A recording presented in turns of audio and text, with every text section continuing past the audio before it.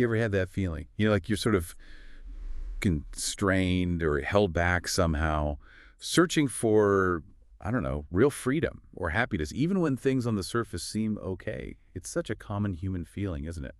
That search for something deeper. Well, this deep dive might just resonate. We're looking into a really powerful text today, The Four Agreements by Don Miguel Ruiz. We're going to unpack the core ideas from the introduction and that crucial first agreement. The goal here is to try and understand where our limitations often come from and how the very first step towards freedom is, well, simple on paper, but actually quite profound and maybe challenging.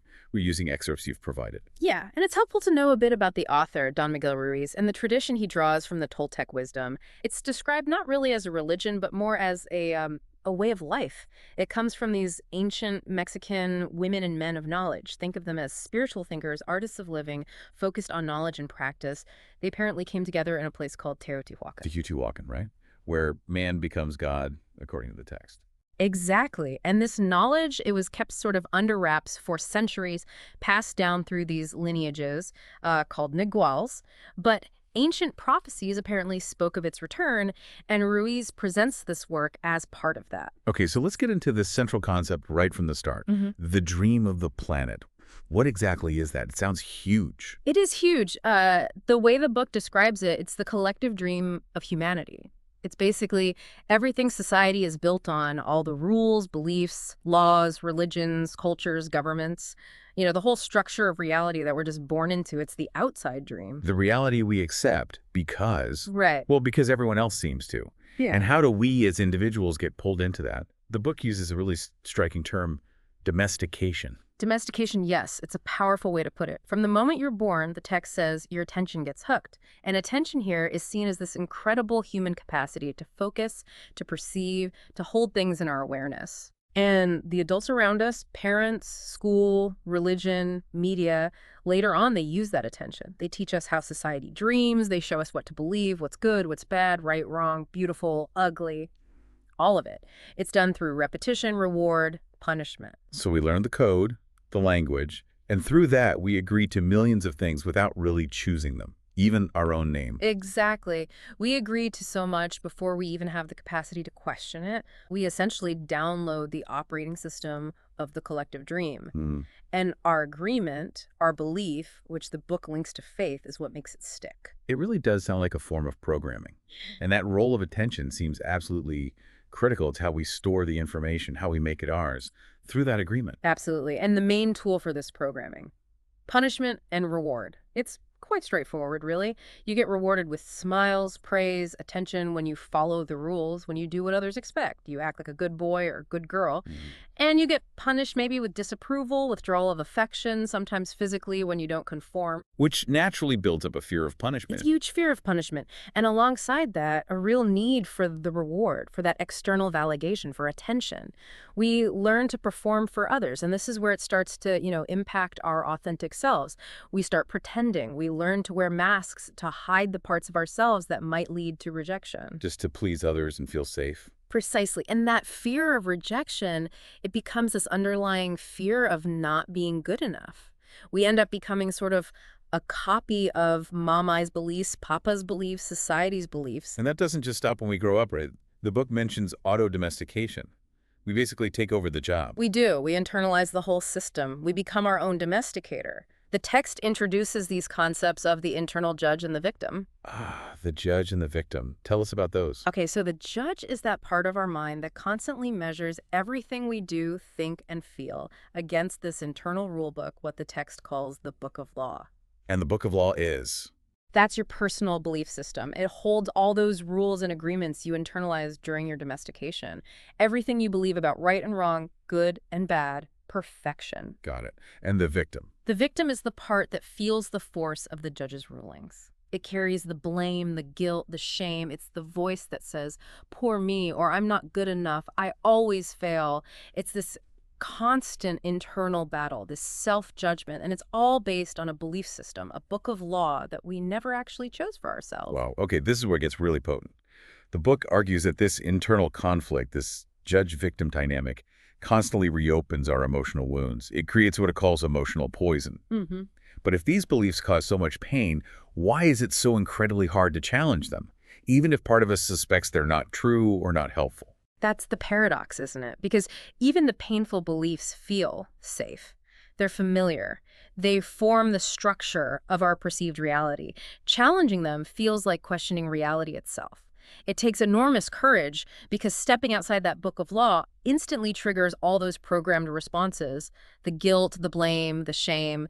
We've agreed to these rules so strongly. It feels fundamentally wrong to question them, even if they make us miserable. Exactly. And the book points out the sheer injustice of this inner system. It uses this striking phrase: we pay thousands of times for the same mistake. How so? Not because we repeat the action externally necessarily, but because our memory is so powerful and the judge keeps bringing up past failures and the victim keeps feeling the punishment over and over again. It's a cycle of self-punishment. And we do it to others too, don't we? Making them pay again and again. We absolutely do. We project that same mechanism outwards, holding on to grievances, making partners or children or friends continually pay for past errors. So connecting this back to the bigger picture, the dream of the planet, the book suggests it's often more like a nightmare, dominated by fear. Yeah, it presents a stark view that for many, the collective dream, and therefore their personal dream, is largely ruled by fear, conflict, suffering, injustice, anger, this need for revenge.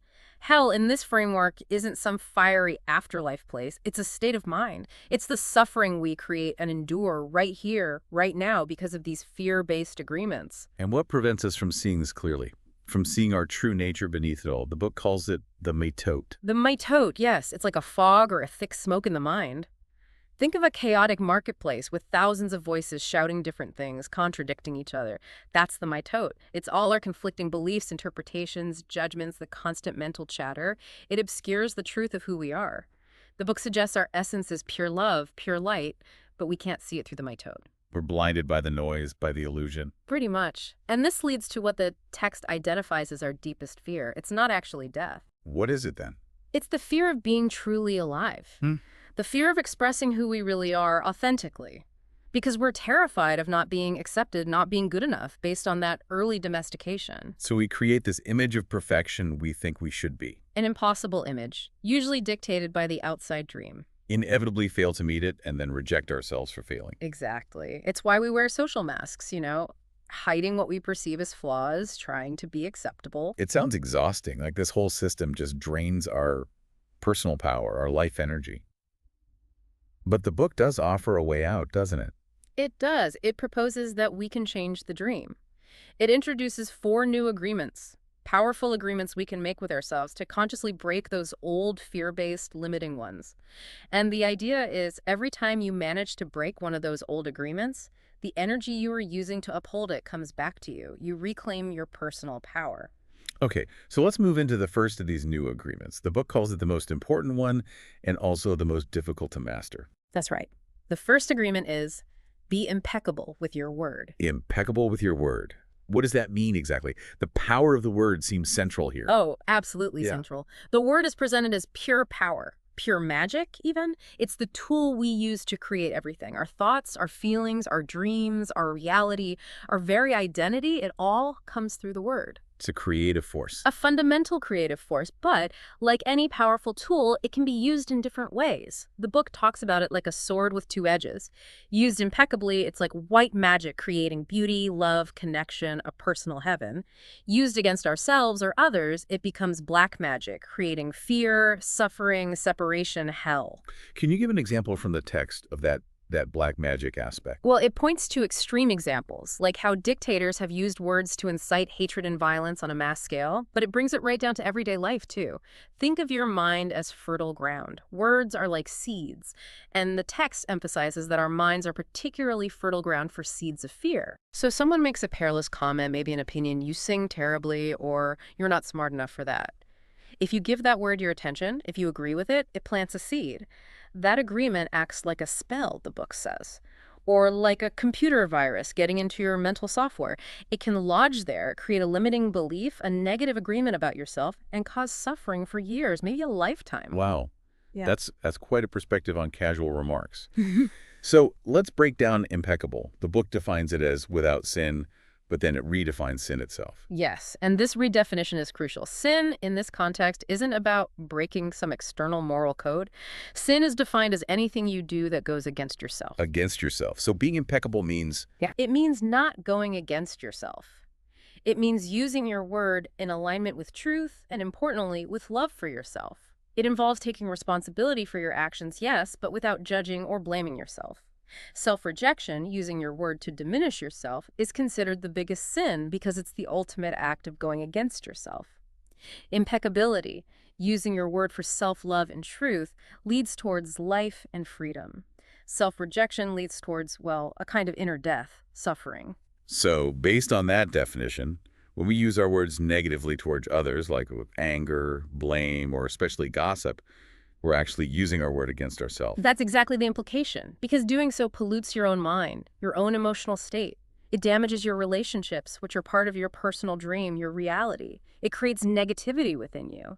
Being impeccable means directing that powerful energy of the word towards truth and love, starting with yourself. The text suggests this is how you begin to clean out that emotional poison we talked about earlier. Okay, but you mentioned this is the most difficult agreement. Why is it so hard? Well, partly because we've learned the opposite. We've learned to misuse the word as a habit, often without even realizing it. Lying, even small lies, becomes normal both to others and, crucially, to ourselves. In that state of hell, or mitot, we use words constantly to complain, to blame, to criticize, to spread negativity. It's almost reflexive. And the book really highlights gossip, doesn't it? It really does. Calls it black magic at its very worst. Pure poison. Why? Because it travels so fast, it's highly contagious, and it muddies communication completely. It makes it hard to perceive people or situations clearly. The text notes how people intentionally use gossip as a weapon for revenge, feeling justified in cruelty because their perception is already warped by the poison they're spreading. But the core of the misuse, it seems, often comes back to how we talk to ourselves. Absolutely. That's perhaps the most pervasive and damaging misuse. The constant internal chatter, I look awful today, that was so stupid of me, I'll never be good enough, I can't do this. This self-abuse, using the creative power of our word to attack ourselves, is the ultimate self-betrayal according to this framework. It's the harshest judgment there is. So if we commit to this first agreement, to being impeccable with our word, how does that start to break those old patterns, those negative spells? By consciously choosing to be impeccable, you start directing your word power towards truth and self-love. That intention, that practice, begins to cleanse the emotional poison. Gradually, your mind becomes less receptive to negativity, whether from yourself or others. It's like building immunity. If someone throws verbal poison at you, but your mind isn't fertile ground for it anymore because you're practicing self-love, it just doesn't stick. Your mind becomes fertile only for words rooted in love. And the book explicitly links impeccability with self-love. A direct correlation. The level of your impeccability with your word reflects your level of self-love. The more you practice speaking truthfully and kindly, especially to yourself, the more your self-love grows. And the result, you feel better. The text suggests you feel good, happy, at peace when you are impeccable with your word. And it's quite inspiring, really. It insists this one agreement, if truly practiced, has the potential to change your entire life. It can help you transcend that dream of fear and suffering, become immune to negativity, and lead you towards personal freedom, success, abundance. It's about transforming fear into joy and love. And the author stresses, look, others have done this, so it is possible. You can start small. Use white magic on yourself. Tell yourself wonderful things. Tell yourself you love yourself. Use your word consciously to break even the tiniest agreements that cause you pain. So thinking about all this, what does it really mean for you listening right now? We've journeyed through this idea that a lot of our struggle comes from this sort of collective dream, this mitote, programmed into us early on, creating this inner judge and victim dynamic. And we've discovered that the very first fundamental step towards breaking free, according to this wisdom, is about mastering the power of your own word.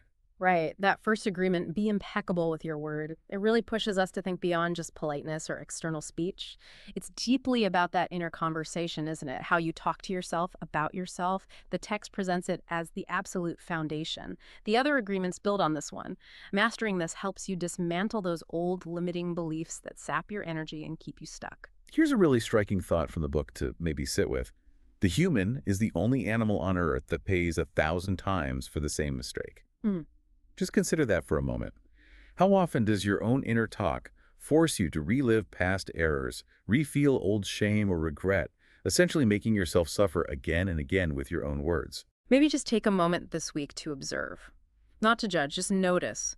What are the words you use inside your head? What opinions are you planting, like seeds, in your own mind? What kind of spells might you be casting on yourself without even noticing? Yeah, maybe try this as a gentle reflection. Don't push yourself to change anything immediately. Just become aware. Listen to your thoughts about yourself. Notice the language when you're feeling down or stressed or afraid. The simple act of noticing, of bringing awareness to your words, that's presented as the most powerful first move towards shifting the dream. We've really only scratched the surface of Don Miguel Ruiz's The Four Agreements today. There are those three other powerful agreements. Don't take anything personally, don't make assumptions, and always do your best that follow from this first one. Perhaps we can explore those in another deep dive sometime. Thank you for joining us as we explored these really quite profound ideas. Keep thinking, keep questioning, keep observing your own experience. The journey to becoming well-informed often turns into a journey of self-discovery, too.